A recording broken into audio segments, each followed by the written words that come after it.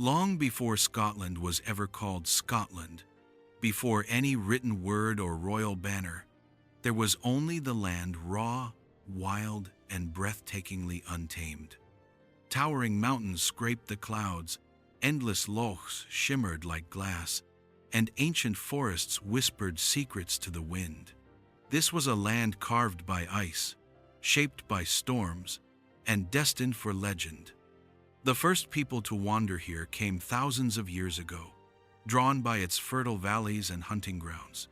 They built stone circles that still stand today, silent witnesses to the dawn of human life in this rugged place. Skara Brae in Orkney, a Stone Age village buried beneath sand and time, still holds the echoes of their lives, simple, mysterious, yet connected deeply to the land and sky. These early people didn't just survive the harsh winters, they thrived. They fished the cold seas, hunted red deer, and raised monuments that aligned perfectly with the stars. Even in their silence, they spoke the language of eternity. Centuries passed, and tribes began to rise among them, the Picts, fierce warriors who painted their bodies blue with woad and fought like spirits of the mist. They left behind carved stones, symbols of mystery and power, hinting at gods, kings, and warriors whose names are now lost to time. To outsiders, they were the painted people, fearless, wild, untamed. To themselves, they were the guardians of a sacred land. Then came the Romans. By the 1st century AD, the Roman Empire had spread across much of Europe. When they reached the island we now call Britain, they marched northward, determined to conquer every tribe they met. But what they found in the highlands was not a people that could be tamed easily. The Romans called this northern frontier Caledonia, a place of mist, rebellion, and endless resistance. In AD 122, Emperor Hadrian ordered the building of a massive wall, Hadrian's Wall, to mark the northern limit of Roman control. It stretched from coast to coast, not just as a defense, but as a symbol. Beyond this line lay the unconquered north. The Romans tried again, building another wall even farther north, the Antonine Wall, but it didn't last. The Caledonian tribes struck hard, again and again, forcing the empire back. Rome eventually withdrew, leaving behind forts, ruins, and stories of warriors who fought like shadows in the hills. But while the Romans left, the spirit of resistance they faced never died. It became the essence of Scotland itself. As the centuries turned, new waves of people arrived. The Scots from Ireland sailed across the sea, settling in the western lands known as Dalriada. From them, the land would one day take its name. Meanwhile, the Angles settled in the southeast, the Britons in the south, and the Norse Vikings began raiding the coasts, leaving fire and fear in their wake.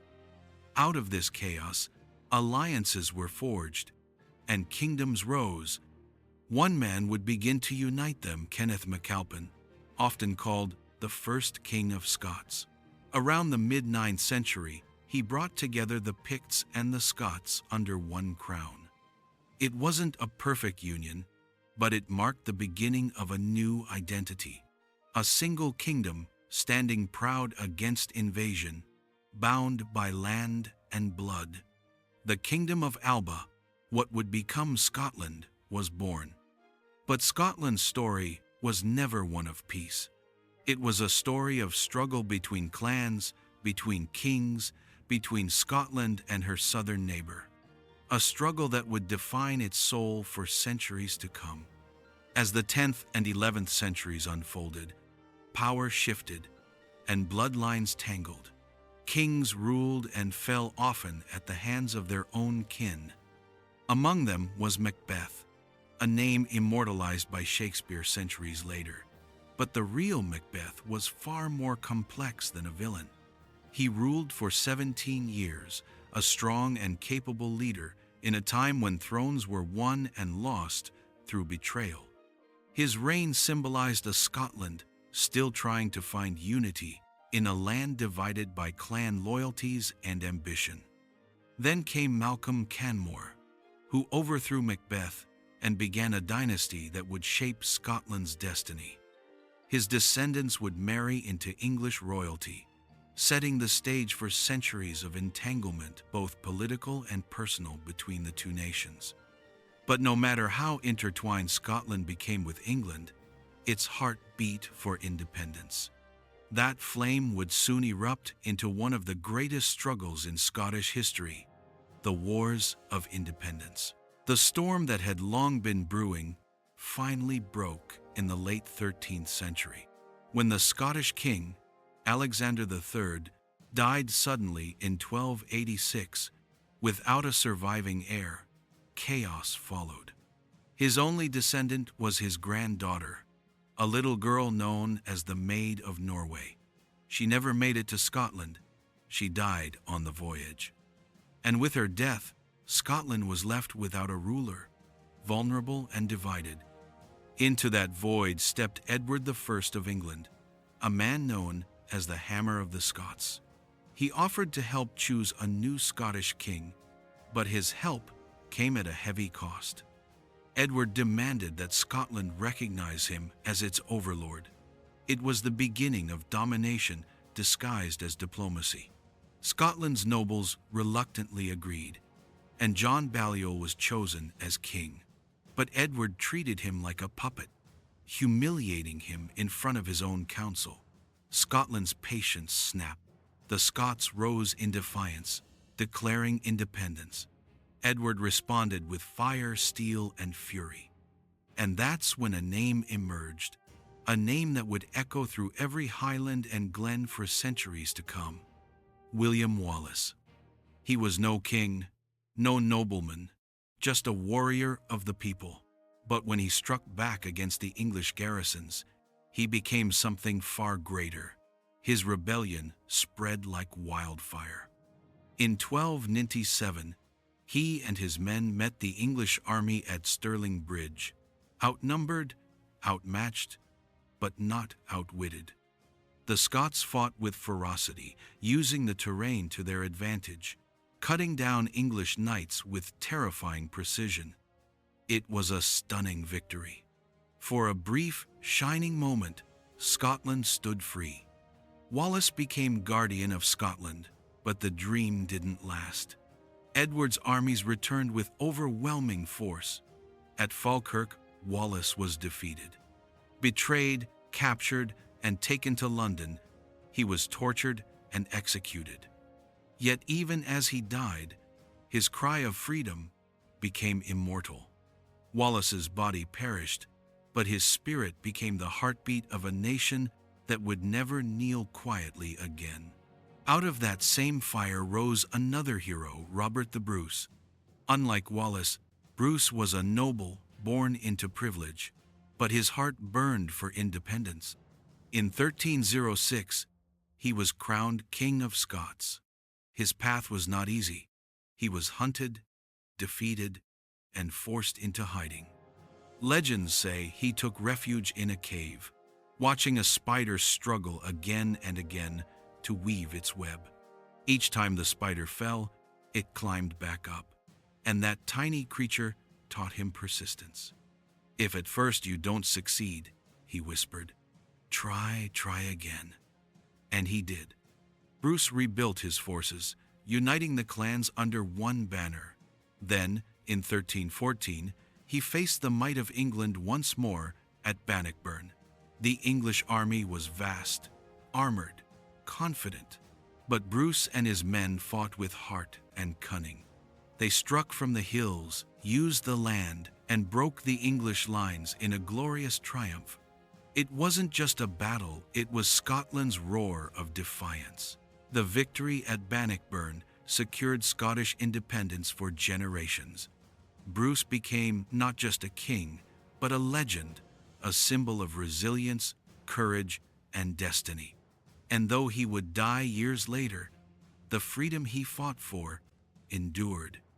The 14th and 15th centuries saw Scotland stand proud as an independent kingdom, rugged, powerful, and fiercely protective of its sovereignty. But with freedom came new struggles between rival clans, between Highlanders and Lowlanders, between crown and nobles. The clan system became the backbone of Scottish society. Each clan was like a small nation within a nation, led by a chief, bound by loyalty and blood. They fought together, feasted together, and lived by the code of honor. Names like MacDonald, Campbell, MacLeod, Fraser, and MacGregor became legendary. In the mist-covered Highlands, the clans carved out their own world, one of courage, poetry, and war. Yet, even as they thrived, the South looked upon them with suspicion. Kings feared their power. The crown wanted control. Tensions brewed again. By the 16th century, a new figure rose to the throne, Mary, Queen of Scots. Her story would become one of the most tragic in Scottish history. Beautiful, intelligent, and strong-willed, Mary was both admired and despised. She inherited the throne as a child, grew up in the French court, and returned to rule a kingdom divided by religion, Protestants and Catholics, tearing the nation apart. Her cousin Elizabeth I of England saw her as both a rival and a threat. Intrigue, betrayal, and politics intertwined like a deadly dance. Mary was accused of conspiracy, forced to flee, and eventually imprisoned for nearly 20 years. In 1587, she was executed on Elizabeth's orders. Her death sent shockwaves across Europe, but her son, James VI of Scotland, would one day inherit both thrones, uniting the crowns of Scotland and England in 1603. It was a strange twist of fate, the Scottish king becoming ruler of England. The two kingdoms were now under one monarch, but they remained two nations, two peoples, bound together uneasily. The 17th century was a time of turmoil. Civil wars, religious conflicts, and power struggles tore Britain apart. Scotland, caught between loyalty to its king and faith to its church, paid a heavy price. In 1707, a moment came that would change everything: the Act of Union. Scotland and England officially became one kingdom, Great Britain. To some, it was a betrayal. To others, an opportunity. The Scottish Parliament was dissolved, and decisions moved to London. Many Scots felt their identity slipping away. Yet, even within the Union, Scotland found new strength. Its thinkers, scientists, and inventors ignited what would become known as the Scottish Enlightenment. Names like David Hume, Adam Smith, and James Watt reshaped the world with ideas of reason, economics, and innovation. But not all were content. In the Highlands, the clans still dreamed of independence and kings. In 1745, Charles Edward Stuart, the Bonnie Prince Charlie, landed in Scotland, rallying the Jacobite clans to reclaim the throne for his family. The rebellion surged with passion and pride. At first, they won stunning victories, marching as far south as Derby, but the dream ended in blood at Culloden in 1746. Culloden was a massacre. The Jacobite army was crushed, the Highland culture shattered. The British government outlawed tartans, banned bagpipes, and dismantled the clan system. It was not just a military defeat, it was an attempt to erase a way of life. Yet, Scotland endured. From the ashes of Culloden rose a new kind of strength. The Scots became pioneers of industry, inventors, soldiers, and scholars.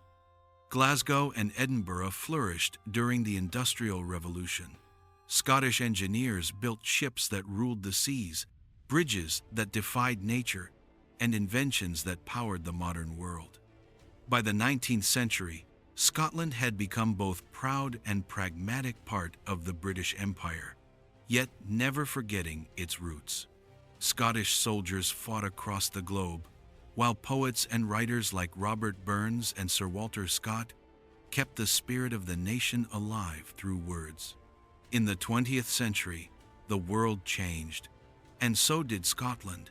It endured 2 world wars, economic hardship, and waves of migration. But through it all, the people held tight to their identity, fiercely Scottish, deeply proud. And in the modern era, that spirit began to stir once more. In 1999, after centuries without its own parliament, Scotland's voice returned. The Scottish Parliament reopened in Edinburgh, symbolizing a rebirth of self-governance. And though Scotland remains part of the United Kingdom, its soul has never stopped whispering the word that William Wallace shouted on his dying day: freedom. Today, when you walk through the glens, when you hear the bagpipes across the misty lochs, when you see the saltire fluttering in the wind, you feel it. The heartbeat of a nation that has survived everything. A land forged in struggle, carved by courage, and defined by pride. This is Scotland, ancient, eternal, unbroken. If you loved this journey through Scotland's history, hit that like button, share it with your friends, and drop a comment below about your favorite moment. Don't forget to subscribe, because more epic stories from history are on the way.